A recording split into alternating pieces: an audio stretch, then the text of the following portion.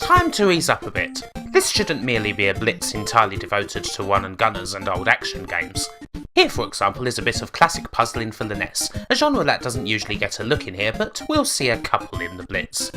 The first is HAL Laboratories' classic from 1988, Adventures of Lolo, a deservedly famous puzzler if ever there was one, the absolute king when it comes to shove-based puzzle games. A whole load of these games were released in Japan, but unfortunately the West only ever saw 3 of them back in the day. And the first of the lot seems as good as any. The plot, such as it is pretty simple in that you, Lolo, have to ascend a tower in order to rescue Princess Lala from the evil wizard, but it is at least told with one of the NES's most memorable intros, one of the few that was also parodied in the almighty indie platformer Super Meat Boy.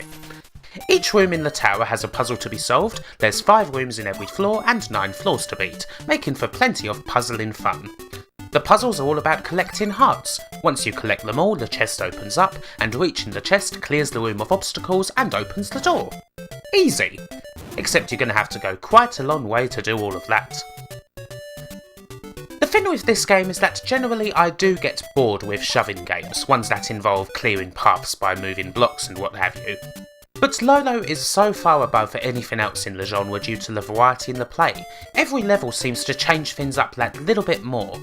The classic sort of traps are there, such as those that'll merely shoot you as soon as you get in their line of sight, but there's also ones that intentionally go after you or try to block you, traps that only trigger once you clear the room of hearts, or ones that'll move about when trying to shoot you instead of staying still. There's no room in Lolo that feels too similar to another. They all provide their own challenge, whether it's rushing towards a goal or just taking things slowly. The different types of terrain also help mix things up a lot, as does Lolo's ability to fire the odd projectile and use hammers or Zelda-esque bridges on occasion. There's way more here than you'd find in a lot of similar puzzlers.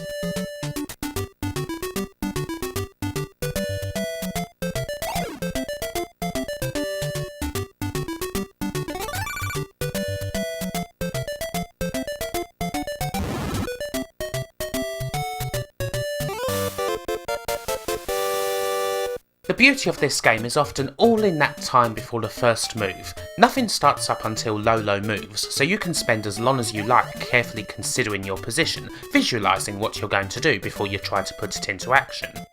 This is always a big bonus in any slow-paced puzzle game. The allowance of time to go through all the different possibilities without feeling rushed is always welcome. And also necessary because Adventures of Lolo is, in general, very hard. The first game isn't a bad introduction as it's not too long, but the later levels get very challenging indeed, and as for the sequels, yeah, they're some of the toughest NES games around, capable of sending even the most unfair platformer or shooter crying all the way home. But the game will give you as much time as you need, and you always have the option of giving up with select if you make a level unwinnable at the cost of a life. Mind you, continues are also infinite and start you back at the room you lost in, rather than the floor. As tough a game as Lolo is, it doesn't need any artificial barriers, and anyone can pick it up and rack their brains over it. All that and... it's just so cute. Even this simple shove-based puzzler has thoroughly charming graphics, a great example of simple 8-bit art at work. Even the music, which is nothing but like a 30-second loop, doesn't get old, although you will probably have it in your head for at least a week after playing this game. These are of course the same guys who'd end up creating the Kirby series, so yeah, they certainly know a thing or two about cuteness. And though the game might take you hours upon hours to complete, it just works brilliantly. Adventures of Lolo is one of the best puzzle games of them all, a game that might be challenging but is wonderfully casual at the same time. All 3 of the NES games come highly recommended as some of the best you'll find on the system regardless of genre, and they should hold you over well enough for at least a year of continuous play, by which point you'll be ready to hum that little ditty in a padded cell for the rest of your days.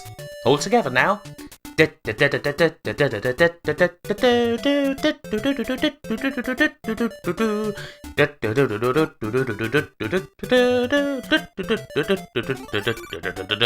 See you tomorrow.